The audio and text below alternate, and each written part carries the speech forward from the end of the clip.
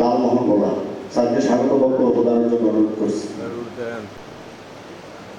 বীজ যদি হয় গুণে মানে ফসল নিয়ে আসছেন জনাব মোহাম্মদ ফখরুল আলম হাওলাদার, সাধারণ সম্পাদক। রোপণ করি তাহলে কিন্তু আমরা ওই জমিটি আমরা একটু উপস্থিত বাংলাদেশ আওয়ামী লীগের বিভিন্ন অনুষ্ঠানে অংশগ্রহণ করেছেন, শুভেচ্ছা জানাচ্ছি এবং স্বাগত জানাচ্ছি আজকের অনুষ্ঠানের জন্য। জননেত্রী শেখ হাসিনার হাত, বাকি 90% বিদেশ থেকে 27 দিনে ফলন দেয়। 2001 থেকে 2008 পর্যন্ত বাংলাদেশ আবারও খাদ্য ঘাটতি রাষ্ট্রে পরিণত হল। কৃষিবান্ধব মাননীয় প্রধানমন্ত্রী দেশত শেখ হাসিনা রাষ্ট্রীয় ক্ষমতা আসার পরই কৃষিতে নানা ধরনের প্রণোদনা, কৃষক ভাইদের দুঃখ দুর্দশা দূর করার জন্য সহজলভ্য করে দিল এই আমাদের বিভিন্ন ধরনের সারের জন্য কৃষকরা এক সময় গুলি খেয়েছে ন্যায্য দামে, বিনা পয়সায় না, ন্যায্য দামে সার চাইতে গিয়ে এই বাংলাদেশের কৃষকদের রক্তে রঞ্জিত হয়েছিল সবুজ মাঠ।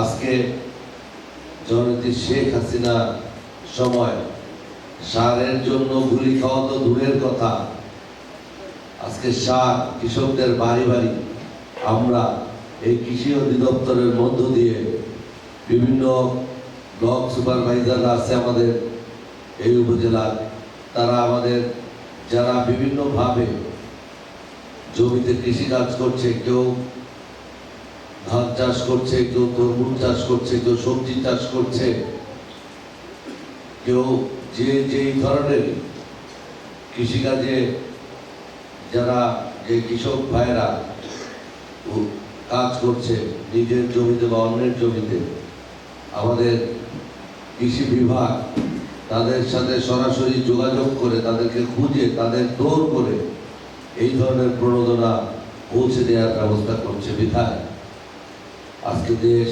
খাদ্যে স্বয়ংসম্পূর্ণতা অর্জন করেছে। শুধু তাই নয়,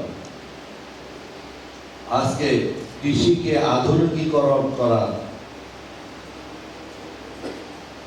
যে আমাদের কৃষি অধিদপ্তরের মধ্য দিয়ে কৃষিকে যান্ত্রিকীকরণ কার্যক্রম আমাদেরকে অল্প জমিতে কম সংখ্যক লেবার বা মানুষ খাটিয়ে যন্ত্রপাতি ব্যবহার করে আমরা স্বল্প সময়ে কিভাবে অল্প জমিতে অধিক ফসল, উন্নত বীজ বপন করে আমরা উৎপাদন বৃদ্ধি করতে পারি সে বিষয়েও এই কৃষি বিভাগ বিভিন্ন ধরনের কর্মসূচি, যেটা আজকে আমাদের কৃষকদের মুখে হাসি ফুটিয়েছে।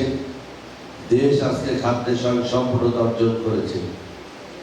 আমরা সেই যে এদিকে তাকান।